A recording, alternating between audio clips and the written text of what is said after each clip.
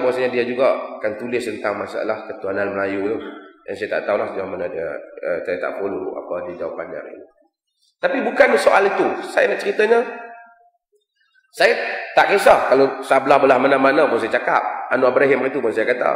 Dan saya kata, hak saya kata hari itu memang duk betul lagi lah setakat hari ini pun. Kan? InsyaAllah. Cuma masalahnya kita mesti adil emosi kita. Emosi itu mungkin kita suka kawat. Penilaian kita kena adil. Ulul albab. Nabi SAW di dalam hadis Bukhari. Bila Nabi bangun tengah malam, sebelum bila bangun nak solat tengah malam, Nabi buat apa? Nabi tengok langit. Nabi baca apa? Inna fi khalqis samawati wal ardi wa ikhtilafil laili wan nahar la ayatin li ulil albab. Sesungguhnya pada penciptaan langit dan bumi, pertukaran malam dan siang, adanya tanda-tanda kepada golongan ulul albab, golongan yang berfikiran matang. Fabashshir ibad alladhina yastami'una alqawla wa yattabi'una ahsana. Ulaika alladhina hadahumullah wa ulaika hum ulul albab. Bagi khabar gembira pada hamba-hambaku, yaitu mereka yang mendengar berita dan mengikut yang terbaik. Mendengar perkataan dan mengikut yang terbaik. Mereka itu orang yang diberi hidayah oleh Allah. Mereka itulah golongan ulul albab. Kita mesti matang. Sebab tu bila kita tak matang, kita tak boleh stabil dalam hukuman. Saya buat contoh Wikileaks. Masa dia buat laporan yang kita suka, kita terima dah. Saya tak kata betul salah. Tapi bila hari ni bam dia bagi satu laporan hak kita tak suka, kita kata yang ni agent, ini konspirasi. Baru beberapa minggu lepas kita terima hak dia tu. Pasal tak kena kat kita, kena kat orang lain. Tapi kalau kita stabil, kita kata berita apa pun kita nak kena check. Kita tak boleh hukum orang di atas berita yang kita tak pasti. Kita buat itu dah kaedah dalam hidup kita ni. Dia tak ada masalah lah. Tapi bila berita luar negara mai hak kena kat orang lain, kita angkat berita tu. Mai berita tu kena kat kita. Kita kata yang ni mesti konspirasi. Sebab kita ambil yang kita suka. Bukan kita ambil. Cuma kita stabil. Apa berita, tak tahu Allah alam, tak ada bukti. Ada orang kata mungkin betul, mungkin salah. Nak pegang tak boleh, kita tak. Khabar. Satu khabar. Kenapa kita tak jadi Muslim yang baik? Sebab tu orang politik ni pening. Tuan-tuan tengok kalau Wikileaks 2-3 hari lagi buat keluar berita hak belah menu pula. Dan tuduh hak belah mana?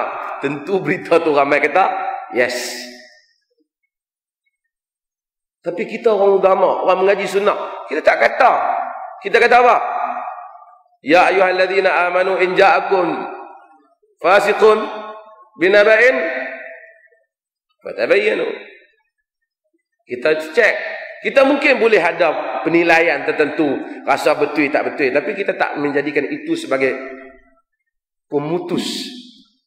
Tak menjadikan itu sebagai decisive factor untuk kita hukum, sebagai hukum pemutus, faktor pemutus. Tak. Sebab apa? Sebab kita orang mengaji. Tapi kalau kita orang mengaji lebih ke orang lain je, kita stabil dalam hal ni. Orang kata, hampa ni tak ada pendian, tak mau nak putuskan, nak terangkan. Cap apa? Dah. Ada cap tu kadang-kadang tak betul. Kata. Pasal tak ada pendirian, dia dah buat pendirian dah. Kok mana aku kena sokong? Tak, kita kata, kita tak, manusia boleh ada cap, tak ada masalah. Tapi manusia kena ada pendirian. Nak ada cap, sila ada.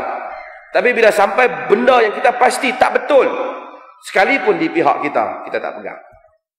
Kalau betul, sekalipun di pihak musuh kita, ini kaedah dalam perjalanan itu. Saya bukan tak tahu Wikileaks ni, entah macam-macam dia dedah. Kita pun tak tahu betul ke tak betul.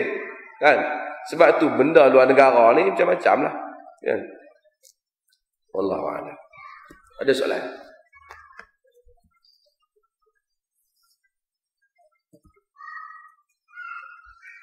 Ada soalan? Letih lah. Tuan-tuan, terima kasih banyak. Syawhab ada berita ni. Sebelum tu saya sekali lagi nak ingatkan tuan-tuan, kita masih lagi dalam pembinaan kita punya maktabah ataupun perpustakaan kita di belakang yang juga merupakan bilik mesyuarat dan kelas untuk anak-anak kita. Masih lagi kita tak cukup dia punya peruntukan itu. Jika tuan-tuan nak infak ataupun nak buat sedekah jariah, mudah-mudahan kita amat-amat alukan. Mudah-mudahan itu menjadi amalan saleh kita yang mana akan berkekalan dengan adanya bangunan yang kita akan menjadikannya sebagai pusat khidmat untuk Islam, insya-Allah.